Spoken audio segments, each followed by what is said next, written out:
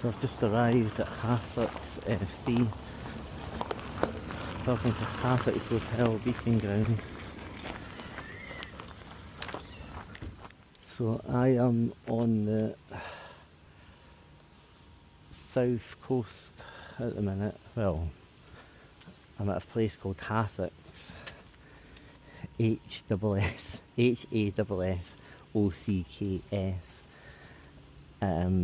which is about, I want to say 5 miles north. I think 5 miles north on the M23 from Brighton. So it's pretty close to the south coast. It's only 5 miles from Brighton. And there's this club called Hassocks FC. They've just, like all football clubs, are having to fall into the current. It's nice though. We've kept the team we had last year, which is quite good. So. Yeah. You've got a little stand over there as well. When did that get built? 2002. That was. It's nice. This was done. When was the clubhouse built? 2007. 2007. Yeah. Your chairman's got ambitious plans though. Yeah, he wants this to keep going. Yeah. That was your chairman that I put you on the phone to, wasn't it? I've been in telephone contact with your chairman over the last week. He wanted to get a building survey done of the grounds. I think they have to legally do it because they're renting out the upstairs. Yeah. And then obviously because it's a facility that's being used by the public. Things like, where's our gas certificate? Yeah, you don't need one of them because we ain't got gas. I said, where's your asbestos certificate? I said, don't need it. You won't get asbestos in a building like this because it's relatively new. They wouldn't in a building that was built. When was this built? 2007. 2007. They wouldn't have been using asbestos as an insulation material. It was primarily used as an insulation material, asbestos, but it was banned long before 2007. But things like they'll be wanting Legionella certificates from you and things like that. Yeah, and yeah. How often do you reckon they have to be done then? Every 2 years. Oh, the EPC right. the EPC that I've been doing today lasts for 10 years, so you won't need another one of them for 10 years. So, but it's nice. It's nice. It's a nice ground. I quite like grounds like this. They've got a lot of character to them, haven't they? It's like we own the field behind the stand. You own the field? Yeah, we're trying to get it put into a. So are you on the committee? Yeah, I'm the groundsman. That's what I do. Yeah. But I am on the committee. You're on the committee, so you make the decisions about. You help make the decisions. Then. Make decisions. Do you buy players at this level? We've started paying this year. It's like, so if you sign a player, do you pay a transfer fee at this level? Yeah, you do normally. You do it at the level below, but this is the first year we've ever paid it. Yeah. What's your record transfer fee? Oh, we haven't got one. No, right. We haven't had to transfer anybody at all. Yeah. Because all the lads that were here last year stayed. I take it they're not. A couple come back. They're not full time at this level, so. No. They'll have jobs outside of this. Yeah. So do they get a wage, the players? It's not a big wage. I think you get about £15 a game. 15 quid a game. Yeah, so. yeah. But I mean, that's 15 quid more than we get the last. But I was reading you play in the FA Cup, don't you? Yeah, we've got knocked out of it. So you've got a chance. Do you ever get a chance to get like a giant team? Like, what's the biggest team you've played in the FA Cup? In the FA Cup, Lewis was the biggest one. Yeah. Yeah, and they went on to play Charlton in the next round. So you could have had Charlton. You could have had. That would have been a big payday. That was only a 1-0 loss. You're quite. 1992, we come here. 1992. We used to play in a park. Public park. In a park up the road, yeah. And, They've changed the regulations now. Clubs that are in the pyramid system are no longer allowed to play in a public park. It's got to be fenced off and things like that. We were playing in a public park up over there. Yeah. And we were in Division 2 of the Sussex County League. Yeah. And then he demoted us then to Division 3 because we were playing in a park. Right. So we had to get this. So you had to get this fenced in. They're doing a similar thing in Scotland where they've stopped teams that are part of the Scottish pyramid playing within a public park. They've got, and a lot of Scottish teams have not been able to afford to build a ground like this because the game's relatively small up there. But what they've done is they've got like a Harald fence round the outside, but then they've got to pay a blacksmith to do that. And Dalkeith Thistle, near where I live, they had to pay over £10,000 to get the fence round their ground. And for a club that's used to playing in a public park, finding £10,000 for a fence is a lot of money. I mean, I bet you had to. I bet you had to find a lot of money to move here. No, when we bought it, Yeah. we had an agreement with the farmer, What did you buy it for? from the farmer, and we were going to buy it for £2 grand. Is that all? I thought, well, that's good. who sells? 1980s. Who sells a field's worth of land for £2,000 in southeast England? You can't now. You can't get it now. You can't now. Well, I mean, it's crazy because we said, well, we'll have to get planning permission first. So we got planning permission. They come back and say it's going to cost you £3 grand now because it's got planning permission. Is this considered the southeast? Eh? Is this considered the southeast of England? Yeah. So the southeast of England is one of the most expensive parts of the country for land. So if this was to be sold now to a property developer, it might be worth millions. Yeah. Well, and you paid £2 grand for it. The value of just the pitch and the clubhouse. Yeah. It's over £1.5 million now. That's a lot, and you paid £2,000. That's a good investment, a £2,000 investment that's turned into 1.5 million. £50,000 building the clubhouse. And so Yeah. Where did all that money come from? So to build, where did all the money come from to build the we were a clubhouse? bit lucky actually when we decided. Where does a club this size get 750 grand? Yeah. Well, when we wanted to build it, we were going to build a single story. Then we put in a double story, which was handy because we could get the nursery in it. But when it came to financing it, there was a lady who lived in Hassocks village. Yeah. Who was well off, and she put her money into sports. So you had a benefactor. So so we went to them, and they said, "Yeah, well, you can get up. We've got half the value of this." Yeah. And then Ruth Harding, Matthew Harding, Yeah. Chelsea. Yeah. She went guarantor on a loan for the rest of it. Yeah. And I've been in the Matthew Harding stand at Chelsea. My little boy seemed to on the phone. Yeah. Is that so? The gentleman that instructed me to do this building surveys is Matthew Harding's son. Yeah. That's really strange because my little boy supports Chelsea, and I've taken him to a couple of Chelsea games. I think we've been to Stamford Bridge 3 times, and we've been to a couple of away games. But we always sit in the Matthew Harding stand. So Matthew Harding, the Chelsea Matthew Harding, that's his son, that's the chairman here. Yeah. But Pat Harding, the guy that instructed me for the survey, he's the chairman here. Yeah, so does he own? He's not the owner though? It's all owned by the club. It's all owned by the club. So the club's technically got 1.5 million of equity because there's no mortgage on this, is there? Look, there's no mortgage on this. So the club have got 1.5 million of equity, which at this level, if you ever need to borrow money, you would get favourable interest rates, wouldn't you? Because you've got all this equity. There's a lot of security. And we were looking at the finances of that. I mean, the local parish council. What does it cost to build a stand like that? Well, it wasn't too bad. We won the FA Cup. It's a year we went up and played Lewis. So we won over 25,000 that year. We paid for the stand. Oh right, so it was FA Cup money. It was FA Cup money. 12,000 back from it. So we had all the. Are you going to do it behind the goals as well? Are you thinking about putting a stand in behind the goal? It's been talked about beyond that one and that one up there. So, so have you met Matthew Harding then?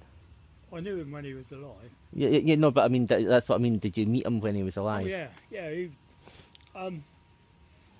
when he became, what they call him, a president here. Yeah. He was the youngest one we'd ever had, and he was 5 months younger than me. Oh wow! And we were both life members of the club. Oh right. So Matthew Harding originates from this area. Yeah, he used to live over the bottom of the downs, just over there. Oh wow! Yeah. So you knew him when he was young. Yeah. Well, when we got here, of course it was just basic field and the rest of it, and we got promotion, and they said you've got to have floodlights. So we didn't go up that year because they turned the rules round. That you've got to have floodlights. But they said no, you can't go up because we're only put the first team. And they said so next year we thought we're going to push next year to go up. Yeah. So they went to Matthew Harding. I said, will you pay for the floodlights if we go up? Yeah. And he said, how much are they? He said 18,000 it was going to cost. Yeah. And so he said, right, you go up, I'll give you the 18,000. That's very generous. By the time a year had gone past, the price had all gone up, and it was 24 grand. Yeah, but he still did he honour it? Did he? Extra, but he said no, you're going to pay that. Pat, how did Pat get involved with the club? Well, he used to play for us. He used to play for us. That's how Matthew Harding's son Pat got involved. And then how did he progress from playing with you to becoming a committee member and chairman and things like that? Well, he come and play for us. Yeah. He's our second highest goal scorer. Really? So he was a striker? He was with us, but he left us and went and played higher football in the area. What was the highest sort of level he played? Oh, he was playing for Eastbourne Borough. Oh, wow. I like that a lot, sort of area. Right. Getting paid for it, which is ridiculous to him because he's got a few million of his own because his dad left him a lot. I mean, I was going to say that he must be fairly well fought. If he was Matthew Harding's son, he must be fairly well off. Yeah, he is. And does he put money into the club, or? He's not invested. Is it just his time he puts in? Yeah. Very gentle. Yeah. Putting stuff in, you know. Yeah. It's like, he's very careful. Yeah, he's very careful. I mean, he sort of improves it a little bit all the time. Yeah. I know. It's still a good benefactor to have, because coming from that kind of pedigree, being Matthew Harding's son, he'll have a lot of contacts, and he'll have a lot of business contacts who can also benefit the club. Well, yeah. You know, if you were to pay for his contact, we only had about 8 or 9 banners on the pitch. Yeah. That's what I mean. Because he's Matthew Harding's son, he'll automatically have a lot of business contacts, and as well as being Matthew Harding's son and a millionaire within his own right, you know, people will want to sponsor the club that didn't want to sponsor the club before, purely because of his involvement. And if you were to pay for his consultancy or his contact books, it would cost a lot of money, but you're getting that consultancy and contacts for free. You know, you can't put a price on that. Does he come to the games? Does he come to the games? Oh, he's always at the games. Yeah. So he's a good benefactor. Matthew used to come. Yeah. A few times there. When when Chelsea sold Root Hillock. Yeah. Matthew come down here the same weekend. Yeah. With the first Root Hillock shirt. Did he? And he was up there with his jeans on and his shirt. Really? Having a pint, leaning over the barrier, watching the game. And he said, "What?" So what's your team then? What team do you support? Nottingham Forest. Nottingham. Why Nottingham Forest then? If you're just had something. Because you're from this area as well, aren't you? No, I'm from down here. Yeah, that's what I mean. You're from this area, so why would you support a team in the Midlands then? Yeah, I know. It's just I always like. They had a great team in the 70s and 80s. Brian Clough. I used to watch them when Cloughie when Did you like Brian Clough? I used to like watching them then and stuff. They had what was the goalkeeper that was under Brian Clough? Oh yeah. I can't remember. He he was telling it. He was very fond of Brian Clough, Mark Crossley, and he was very fond of Brian Clough, and he's told a lot of good stories about him. They had Roy Forrest, and the Scottish guy John Robertson also played for Nottingham Forest. Yeah. I sort of followed them, like the way they played. They won the European Cup under Brian Clough, didn't they? Yeah. It's a shame what happened to Brian Clough towards the end, didn't he? He sort of lost his battle with dementia, and he got moved on. But one of the great managers. He was the greatest manager England ever had, wasn't he? Well, he never managed England, did he? That's what I mean. What do you think happened there? Why do you think he never managed? He was too outspoken, I think. You think so? Yeah. But you need a bit of that. That's what's missing. You need a bit of. If you look at the pool of players England have got, if you go into the website transfermarket.com and you compare all the stats from England's pool of available players, they've got the most valuable squad in the world. Why they can't win a European Cup or why they can't win a World Cup is a mystery. It can, the talent's there. There's no squad in the world that you would swap for the England squad. So why can't they win it? It can only be the manager. And a lot of the managers are a bit bland. There's not a lot of personality there. Somebody like Brian Clough stirred it all up. Might have changed it, mixed the pot a little bit. Yeah. But I don't know. It's been lovely chatting. Was the same. He was a bit. Alf Ramsey, who won the World Cup in like 1966 with England. Yeah. So did you go down to Brighton back in the day then, being so close? I went to Goldstone a few times, yeah. As a boy.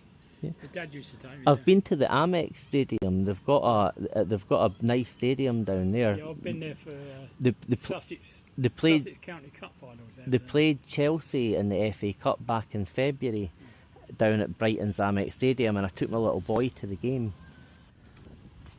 That's part of what I love about coming to a ground like this. You always meet a character like Alan there, who's part of the fabric of the club. Been here for years.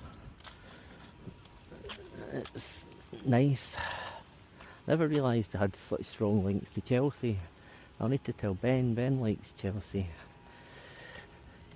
But Matthew Harding was a Chelsea great, and he was, I think that he lived less, within a mile of here. I've been conversing with Matthew Harding's son the past week, because he obviously, I know that he's a chairman. I don't know if he part owns it. I know that he puts a lot of time and money into the club.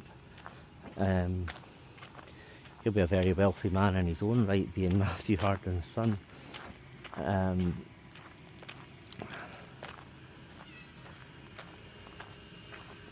But I didn't realise that's who it was.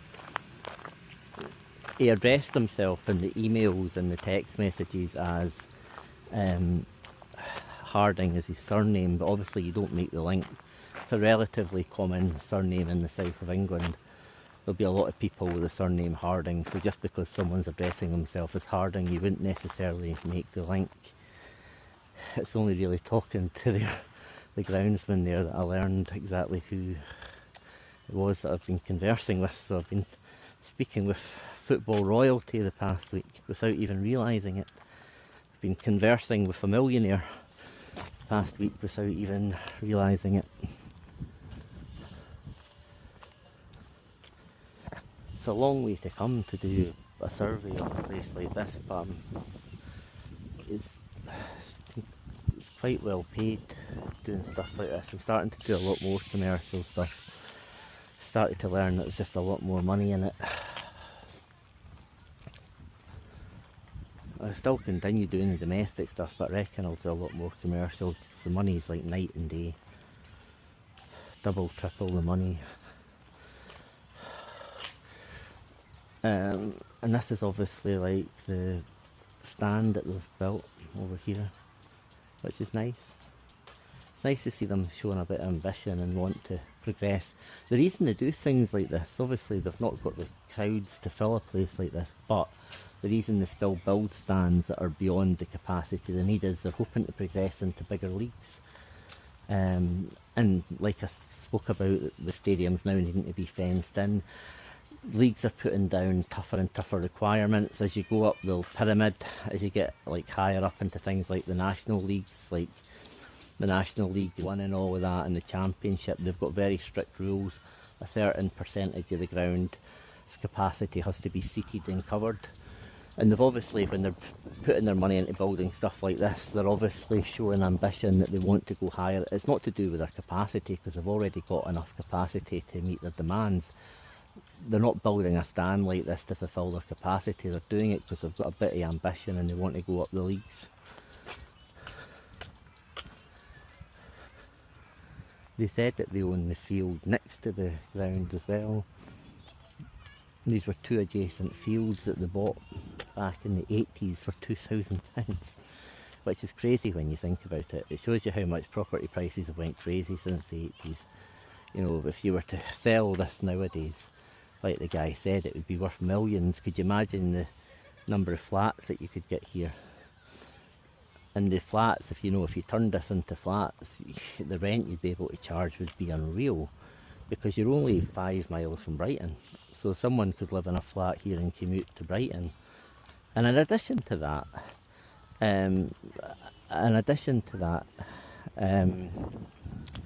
you know, I think you're only about 45 minutes from city centre London. You know, so somebody could live in a flat here and commute to city centre London. You could, if you were to build, I don't know, a scheme of a couple of hundred flats on here, you could sell each of the flats for about £1 million, easy. A modern flat which is in commutable distance, a modern 2-bedroom flat which is in commutable distance to London would easily sell for £1 million. I don't want to go up that way because there's a nursery up that way and there's children just getting out, and obviously I don't want to sort of film them on my camera, so we'll walk back this way so that we don't do that and don't cause any offence. There's parents picking their children up from nursery, and I'm sure they would probably take offence to me walking past with my camera, so it's probably easier to avoid that situation altogether and walk round the other way. They've even got a TV gantry on top of the stand. you might ask why a club at this level has a TV gantry. You might think there might not be much demand for TV, but if you look at a lot of the broadcasters, there are some, there never used to be, but there are some non-league games available on TV now. And in addition to that, they play in the FA Cup. And part of the romance of the Cup is a team like this can draw one of the big guns. He was saying there that they've had Chelsea here for a game before, and they've had Charlton here for a game before. And in a David versus Goliath situation like that, you know, if they were playing Chelsea or Charlton here, the broadcasters are going to be really interested. Another thing that Matthew Harding's son has brought to the club, if you look, is all the sponsorship. Not just the sponsorship that's on the stands and over here, but you know, on the boarding here as well. Like, there's hundreds of signs.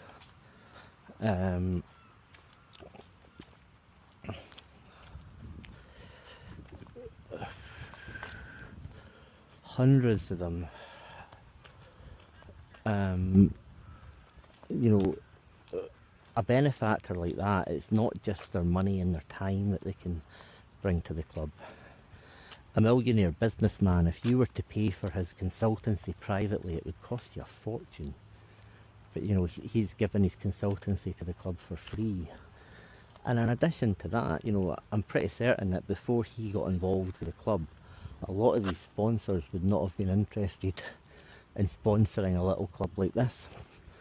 But because they've got a millionaire businessman involved, you know, those companies will want to be associated with him, so they'll sponsor the club. There's so many benefits that come from having someone like that involved with your club. It's their contacts. There'll be players that will come to the club that wouldn't normally sign for a club like that because he's involved. You know, there'll be things like sponsors that will come to the club that wouldn't normally come to the club, but they'll come because he's involved. There'll be things like, you know, big games, like he was mentioning. Chelsea came up here for a friendly. Chelsea would never come to a place like this for a friendly unless, you know, it was the influence of the Harding family. The Harding family obviously had a big influence in getting Ruud Gullit and Chelsea up here for a friendly. So, you know, Ruud Gullit, it's hard to believe that Ruud Gullit, one of the greatest footballers of all time, first time I ever seen him play was in the European Championships in Sweden in 1992. I was only 9 or 10 at the time, and he was like a gazelle. He was like something I'd never seen before in a footballer. He's a proper athlete. And it's hard to believe that someone like Ruud Gullit, football royalties, played on that pitch. It's incredible, absolutely incredible. And they're very welcoming. I mean, they've just given me the run of the place, which is fantastic. They don't have to do that. They don't know me from Adam, but they're incredibly keen to get people involved in their club. It's great. What a fantastic place.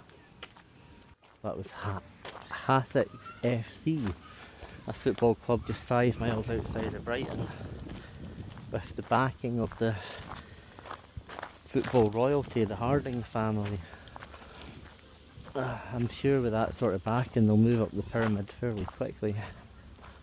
Quite nice to see that.